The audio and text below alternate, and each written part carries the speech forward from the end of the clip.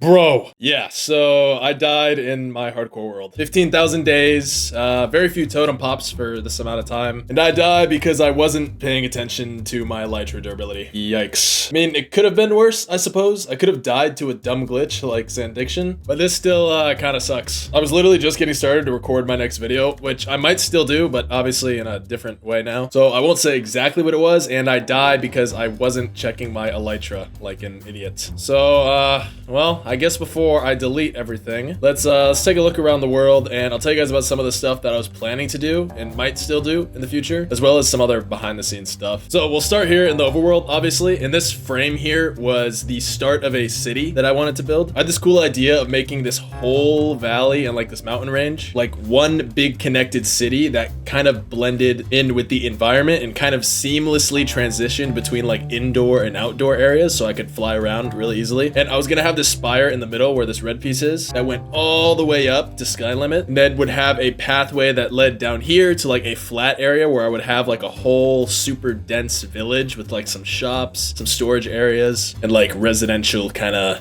areas, I guess. And then I would have a roadway that connected all the way up, and I was gonna be like right here up to the dam and the little lodge over here, and then it would go through this mountain range here and then kind of spiral down into the iron farm down here in the perimeter, and then also over here with the auto crafter. Oh man, this sucks, the auto crafter too. This thing was so hard to build. I left a lot of this out of the video when I made it because it would have messed with the overall flow of the video and would have made it more boring, but I had to troubleshoot the heck out of this thing. There were so many little issues with like over here especially, where is it? These little containers, like I completely didn't fill these up properly, and there were so many problems when I was building this. This thing was so difficult to build. But when I finally got it to work, it was so useful. I was able to craft up a ton of stuff with this. And another thing I learned when I was making this video is this entire room, I probably didn't have to dig out by hand. I probably could have just taken a Litematica schematic of the surface and like what the terrain looked like, and then used a TNT bomber to create a perimeter that was as big as I needed, and then use the schematic to cover this back up. And if I did that, I would have saved so much time on that video. But I kind of fell victim to the sunk cost fallacy and just dug it out anyway, and I do that a lot actually. I need to work on that. Oh yeah, and over here we have our old little farm area that I was supposed to completely dismantle after I made that factory over there, but I just never really got around to doing it. So here it remains as a relic until the end of time. Oh yeah, and over here we have a farm that I didn't build in a video, but I've used for almost every single video, and this is the Shulker farm that was designed by Ilmongo, and this thing is super overpowered. I stack my Shulker boxes, which is a function of the Tweakaroo mod, and the reason I do this is because you guys know how much I hate inventory management if you watched my last video, and so I have probably spent a collective, I wouldn't be surprised if it's like 3,000 to 5,000 days, like 33% of the entire world time, just AFKing running this farm. Because since everything's stacked, I need so many more Shulker boxes than any normal person. So if I start another world, I will definitely be rebuilding this thing. Probably bigger too, honestly, get Shulker boxes a little bit faster. And then of course in the valley here, we have one of our latest creations, the factory that makes all of the fireworks, farms us up carrots, sheep wool too back there. I obviously didn't get a crazy amount of use out of this thing, but a lot of these farms were pretty automatic. I had plenty of wool already anyway. Down here we have the underwater vault that I built for the 1.21 mobs when that update came out. We got all our dogs. Hello. Your name is Buh. What's up, man? And they have just been sitting here patiently, like good boys. For the what is your name? Oh, I must have just punched my keyboard for that name. These guys have just been sitting here for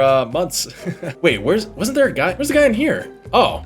There you are. And then of course we have the little village that you guys saw a minute ago, and our 100K plaque for when we hit 100,000 subs. I'll have to do that again when we hit 250K. That's our next milestone. Over the mountain here we have, this was something, oh, this is old. I never used this thing, and I didn't build it for a video either. I had this idea, so I had a Patreon a while ago, and I never really did a lot with it. I put like patrons' names in here, but I don't have a patron anymore. Anyway, yeah, don't really use this thing, but it is a cool build. Over the forest here we have our raid farm that I built for the redstone factory video, because that's mainly what I wanted it for, was to get a lot of redstone. And obviously this thing doesn't work anymore. That's why I took some of the villagers out, because this was built before they had ominous bottles. So it was just like a normal raid farm that would just run on its own. But of course now you need to have bottles as well. So this thing doesn't really work anymore. So it was kind of just sitting here. I think I'd planned to destroy it eventually. I just never got around to it, obviously. And I was probably gonna rebuild a new raid farm that worked and then repurpose the storage in there. But when this thing did run, it was super nice, super overpowered. I had literally enough redstone to last me forever. I think I just ended up running out of redstone. Actually, in my last video, maybe the factory one or the iron farm one, I don't remember exactly, but yeah, I just ran out. And then, why are these guys down here? I don't remember. I was trading for them. Oh, I think it was for the mace. I was getting enchantments for the mace, yeah. Well, this thing served me well when it did work though. And then of course, over here, we have our overpowered guardian farm that we use to farm up pretty much an infinite amount of sea lanterns. Oh, we got my old logo on the floor too. Can't really see it very well. And this thing was also really nice. Sea lanterns are probably my favorite block in the game, if I'm being honest. They light up, they're clean, and with the connected texture resource pack that I use, they look really, really good. And then of course, we have the aircraft carrier to go with it. Although this doesn't really do much by itself, it's just a decorative build. We got the guardian on top with the guts spilling out at the bottom, which I thought was pretty cool. And then we'll go to the nether in a little bit, but that just takes us to the storage for the sea lantern farm. Oh, look at that. Actually, there's one more thing over here that I don't think anybody's seen. I don't think I've ever shown this in a video or talked about it or anything. And that is the super secret slime farm. I think I needed slimes for, I don't remember, something a while back, and I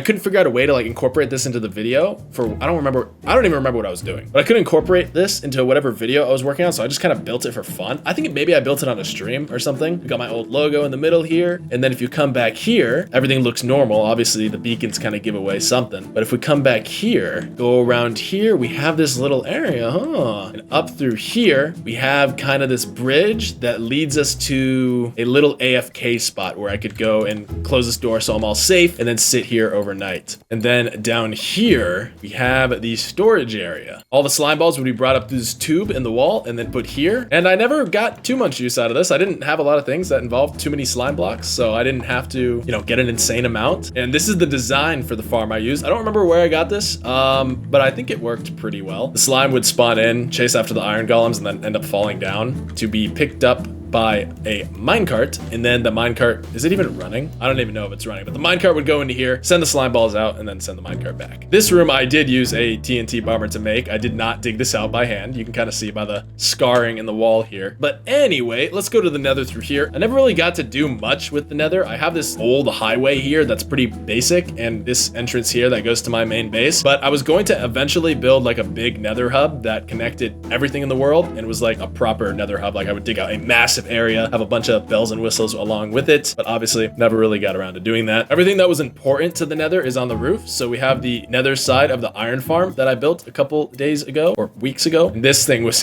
oh my gosh, look how much iron this already has. Wow. Yeah, this thing's obviously very good. We have the shulker farm over here, the nether side. That's an old shulker farm that obviously doesn't work anymore. I think I just never destroyed the nether side. Over here, we have a gold farm that I built. What video did I build this for? Oh yeah, I built this to craft golden ingots to trade with piglins to get quartz for that end build. Okay, I remember now. Yeah, but this thing, it may look like it's really overpowered because it's so big, but it's actually too big. If we look, it's actually running the game at 13 or 14 ticks a second, and it's supposed to run at 20. So this thing was kind of useless because it would slow down the game so much that even though technically it was getting me a lot of items, in real time, it was not actually getting me as many as it should have. So if I build this, oh wow, that's a noise. That's a loud noise. Yeah, it still works. But in the future, I'm definitely building a smaller version of this if I were to build something like this again. And then of course we have the sea lantern storage down here, which just stores the materials for the sea lanterns, and then I could craft them up whenever I just needed like a batch of sea lanterns.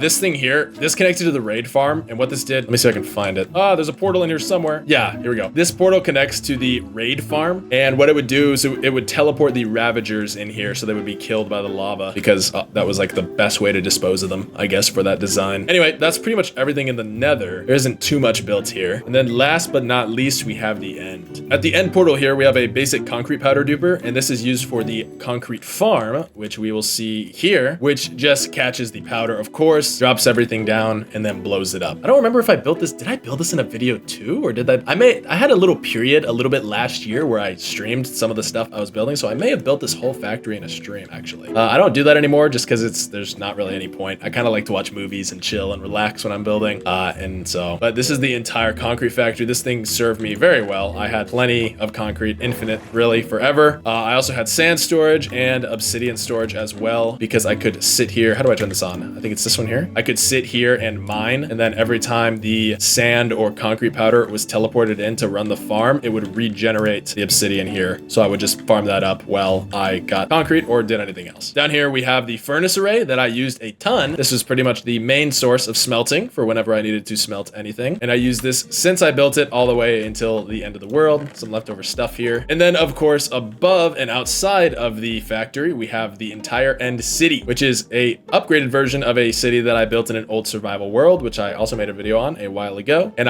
this is probably one of my favorite builds in this world. Is this. I just think the spire looks fantastic. The two twin spires on the left and right, and then the apartment buildings as well. And then, of course, we got the beacon factory in the middle, which is, not really a beacon factory, but just an area where we could farm up the wither, and then combined with the smelting of the glass there and then the obsidian there, we could craft up as many beacons as we wanted, which is why there is beacons everywhere. And then, these were supposed to be conveyor belts that pushed around diamond blocks just as like an extra detail. Obviously, it's not working. And then we have our final resting place right here. My items are long gone in the void now. They're not coming back. Down there, we have an Enderman farm, which is just literally just like a basic Enderman farm that you would... Oh, look, there's a bee too. That must have come from my bee farms. Yeah, these black pillars here are honey farms, which is why they're black and yellow. Yeah, and down there, that's where I was actually farming XP to repair my tools in Elytra all the way up until the end. I mean, this thing's just like trusty. I don't know what to say. Like, it's easy to build. It's reliable. It never stops working. It's very loud too. I mean, there's better XP farms you can build, like Guardian farms, but this thing worked very well. So I just never really did anything else. And then finally, as we can see looming in the distance, we have the magnum opus of my world, in my opinion, Space Valkyria 3, a base from the 2B2T server that I modified by adding these custom biomes on the outside. And this thing was probably the best and worst thing I've ever built. The best because it looks absolutely amazing, but the worst because I didn't upload for 3 months when I made this.